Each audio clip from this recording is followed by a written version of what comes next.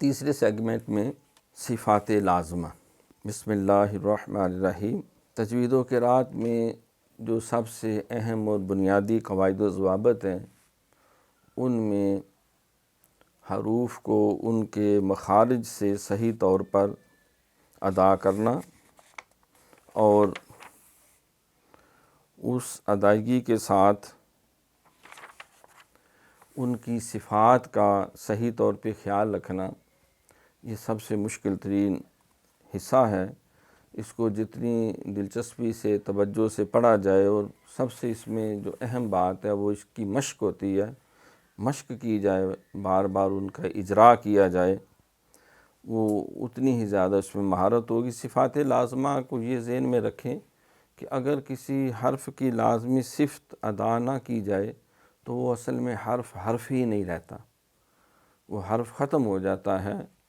اگر کسی کے بارے میں یہ کہا جائے یہ حافظ بھی ہے، یہ عالم بھی ہے، اور یہ جو ہے وہ فلاں علاقے کا رہنے والا بھی ہے، اور آخر میں پوچھا جائے وہ مرد ہے عورت ہے، تو کہا جائے یہ تو کوئی پتہ نہیں، تو مرد کو عورت بنا دینا، عورت کو مرد بنا دینا، تو اس کی جو بنیادی پہلا وصف تھا کہ وہ مرد ہے، پھر اس کے بعد جو ہے باقی اس کے دیگر اوصاف ہیں، خصوصیات ہیں، وہ ساری کی ساری بیان کی جاتی ہیں۔ تو صفت لازمی کا مطلب ہے وہ حرف کے ساتھ لازم ہے۔ مثال کے طور پہ یہ قاف جو ہے دو نقطے والا، جب یہ ساکن ہوتا ہے تو اس کی جو لازمی صفت ہے وہ قلقلہ ہے، کہ اس کے مخرج میں جنبش پیدا ہوتی ہے اور آواز پلٹ کے آتی ہے، جیسے حمزہ قاف صبر آق، آق ایق اوق۔ اگر یہ آق ایق اوق کی بجائے اک ایک اوق پڑھ دیں تو اس میں قلقلہ نہ ہو، جو اس کی لازمی صفت ہے وہ قاف ختم ہو جائے گا، اس کی جگہ اللہ جانے کوئی اور حرف بن جائے گا، تو وہ اس کی لازمی صفت ہے، با کی لازمی صفت ہے۔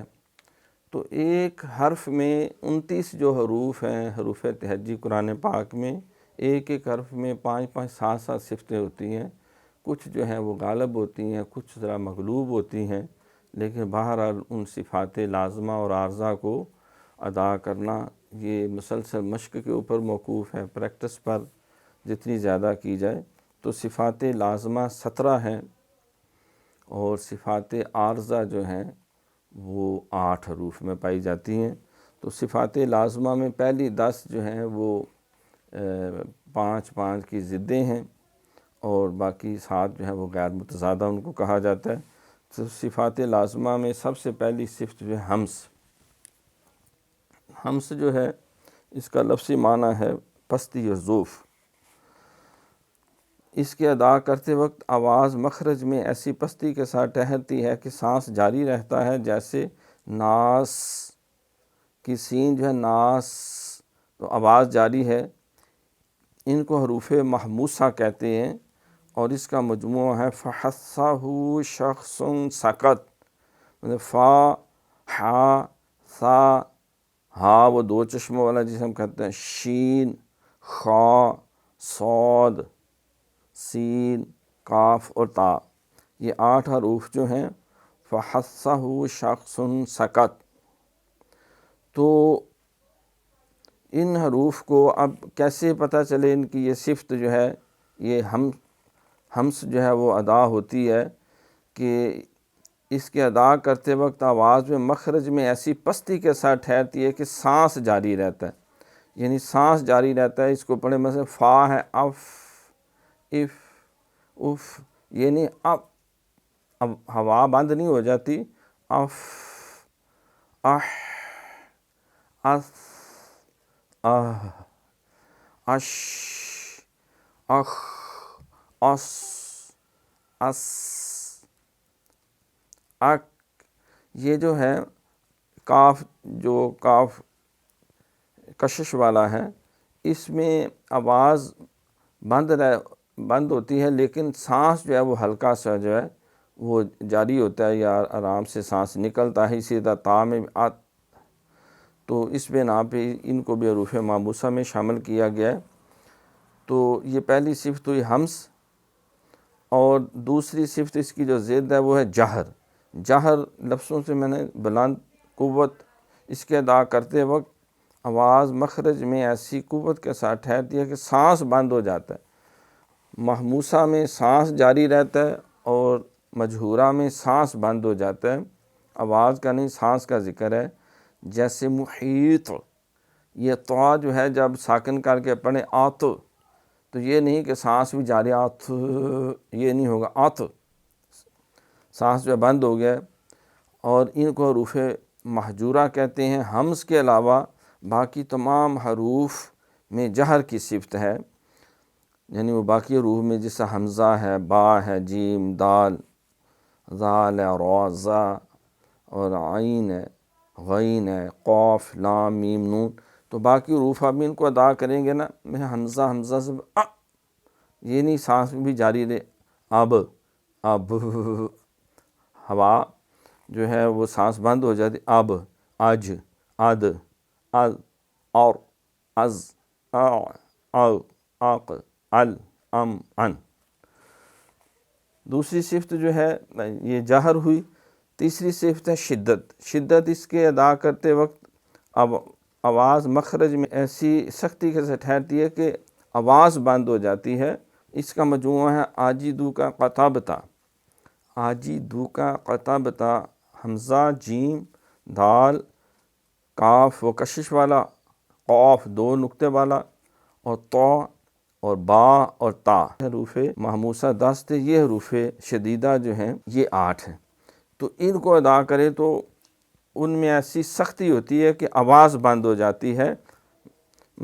حمزہ حمزہ جیم زبر اج، اد، اک، اق، ات، اب، ات، تو اس وجہ سے ان کو حروف شدیدہ کہتے ہیں۔ اور اس کی ضد جو ہے وہ آگے ہے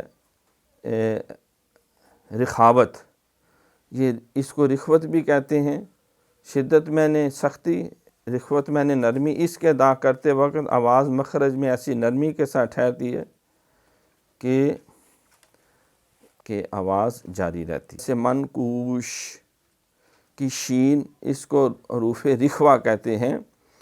اب اس میں درمیان میں ایک صفت ہے توسط، یعنی یہ بین درمیان میں ہے۔ اس میں کچھ صفت شدت کی پائی جاتی ہے اور کچھ صفت جو ہے وہ رخوت کی پائی جاتی ہے، جس کا مجموعہ لن عمر، لام، نون، عین، میم اور را، جیسے ال، ان، آ، ام، ار۔ تو رخوت میں وہ باقی حروف سارے اس کے لحاظ سے نرمی والے ہوں گے، تو حروف شدیدہ اور توسطہ کے علاوہ باقی سارے رخاوت والے ہیں کہ آواز مخرج میں ایسی نرمی کے ساتھ ٹھہرتی ہے کہ آواز جاری رہتی۔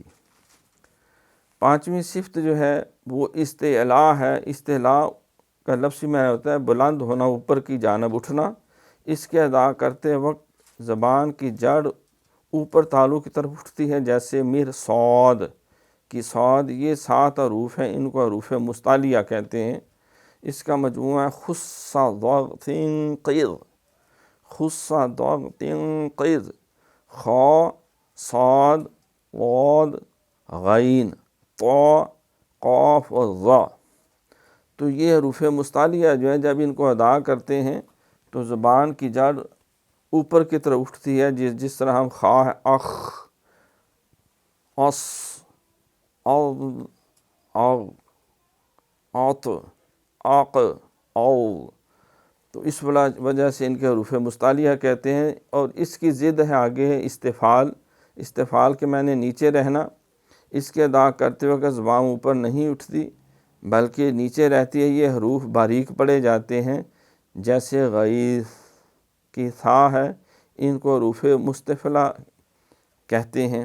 یعنی استعلاء کے علاوہ باقی حروف میں استفعال کی صفت موجود ہے، یعنی زبان کی جڑ اوپر کے تالو کی طرف نہیں اٹھتی بلکہ اسی جگہ رہتی ہے۔ ات، اج، جس طرح وہ مثال دی، اس، اس، اس، اب، اب، اب، ات، ات، ات۔ تو جتنے باقی حروف ہیں یہ خص ضغط قیض، ان حروف کے علاوہ وہ باقی سارے حروف جو ہیں حروف مستفعلہ ہیں جن میں زبان کی جڑ اوپر کی طرف نہیں اٹھتی، تو اس کو بار بار پڑھنے سے، دہرانے سے، ایک دوسرے سے تکرار کرنے سے انشاءاللہ تعالی ان صفات کی صحیح ادائیگی کا ملکہ حاصل ہوگا۔